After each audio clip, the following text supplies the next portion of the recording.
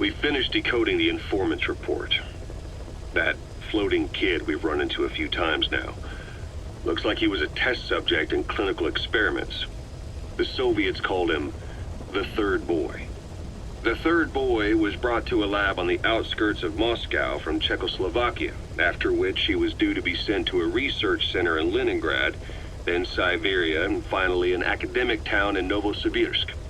It doesn't appear that the researchers witnessed the talents we've seen from him, but nevertheless he was quite the popular subject. His latent cognitive abilities suddenly awoke en route to Moscow. According to the report, the Third Boy was easily influenced by other individuals' biofields. Evil thoughts, in particular. They affected his mind like a virus. Extreme anger or resentment, motives for revenge, in other words. Now, during the transport flight to Moscow, the boy was exposed to a powerful mental energy field coming from a certain individual. Ever since, being conscious of his powers, he's become a sort of energy generator. What's unique about him is the way his acute telepathic abilities get taken over by another person's will. The boy began to physically parasitize individuals experiencing extreme anger and codify the host's desires. This includes amplifying the host's natural strengths. Or, in accordance with the host's desires, he can also implant program code in another individual, making them a puppet, essentially. Human neural synapses transmit weak electrical currents between neurons. These electrical currents, though at a level difficult to observe, warp the magnetic field outside the body. The Third Boy is able to pick up these weak fluctuations. Contrary to psychotronics, which involves controlling the human mind, his abilities as a receptor are too high. The emotions he picks up from another individual are amplified and unleashed into his body as they recur in his brain.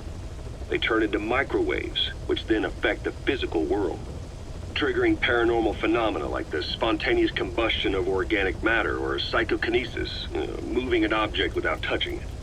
There's one other thing.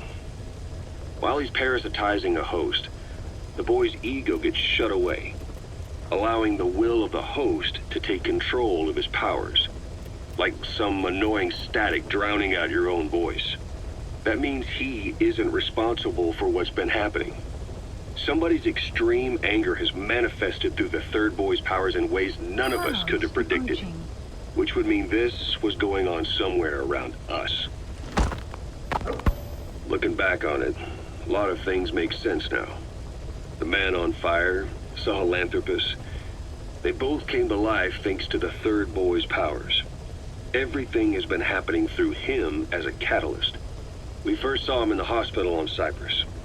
The boy parasitizing the man on fire's desire for revenge gave him his new abilities in return. He next appeared at the Hamid Fighters Fort where the honeybee was hidden. There, the boy parasitized Skullface's vengeful mind. He controlled Sahelanthropus, making it do whatever Skullface wanted. Same goes for when we extracted Emmerich onto the chopper. When he appeared at the Devil's House in Central Africa, Skullface's will controlled the man on fire via the Third Boy's powers. Everything is clear up to this point. But even the informant couldn't pinpoint who the host was in the cave within Serac power plant. Sahelanthropus suddenly became active, then crushed not only the man on fire, but Skullface as well. Surely neither of them could have been the host. Who else was at that location and bore anger more extreme than either of them? Whose will was controlling Sahelanthropus? According to the report, emotions transmitted in children's brains affect the surrounding magnetic field more strongly. Cerebral nerves are covered with insulation called myelin sheaths to increase impulse speed. The reason for this leakage has to do with the fact that children's myelin sheaths are still developing. So, how many children do you remember being there? Children with a burning desire for revenge and bearing a grudge against you. I can think of only one. Eli. We don't know what kind of life he's had, but the resentment he's shown toward adults is nothing short of extraordinary. The Third Boy resonated with Eli's mind. And that means Eli bore the strongest animosity of all individuals within the boy's reception range, estimated to be a 3-mile radius, beating out even Vulcan and Skullface. The third boy's probably remained hooked on Eli's anger since. You remember at the Devil's House, the third boy showed an interest in Shabani? That must have been his ego making a rare appearance. He may possess abilities far beyond anyone else in the world, but he's still a kid. Maybe them both being kids was enough to bring them together. And if so, maybe with Eli, he isn't feeding off him, but acting in symbiosis with him. So what kick-started the third boy's powers? If we look at the location and time that his plane went down, we can make a pretty good guess. When the plane experienced the first anomaly, it gave an accurate report of its position to a control tower, due north of the Black Sea, 125 miles east of Kiev. Dead south on the Black Sea is Cyprus's Green Line. So the plane's position was directly north of the hospital where you'd been asleep for 9 years. And this anomaly was reported at exactly the same time that you woke up. The plane was enveloped in flame from the inside out. The fuselage burnt to ashes. There were no survivors, at least not publicly admitted. Your thoughts formed a synchronicity with the boy's psyche and were amplified inside his brain. That would have been more than enough to trigger his abilities. Your rage was like a big bang in his head, blowing the lid off his powers. The boy was then secretly moved to the lab outside of Moscow where Vulcan was comatose. There, Vulcan's thoughts resonated with the boy and he was awakened.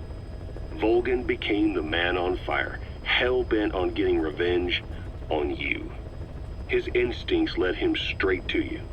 Skullface knew Vulcan from Operation Snake Eater, or perhaps from even before. Monitoring this pair of extraordinaries, he discovered the hospital and sent his assassin and XOF. Skullface was probably watching the situation from close by. Then, realizing how useful these two test subjects could be, he approached them.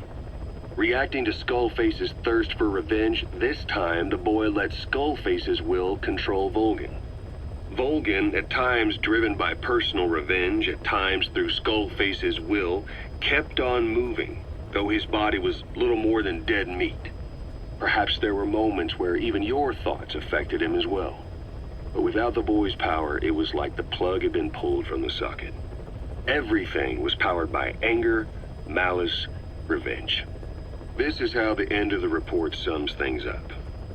Both the third boy and the man on fire were originally test subjects of paranormal research for military applications, like telekinetically controlling the leader of an enemy nation and making him launch a nuke, or stopping the heart of someone on the wrong side of the Berlin Wall, experimenting with latent human abilities. They were used as tools of the Cold War. The boy's only crime was being born with unique gifts. But he was sacrificed on the altar of war. His life reduced to slavery under other people's wills. Turned into a living weapon with no will of his own. And eventually the only emotion he could feel must have been the desire to get revenge for the hand he'd been dealt. Boss, it's you that awakened the boy's powers. But there's more to it than that.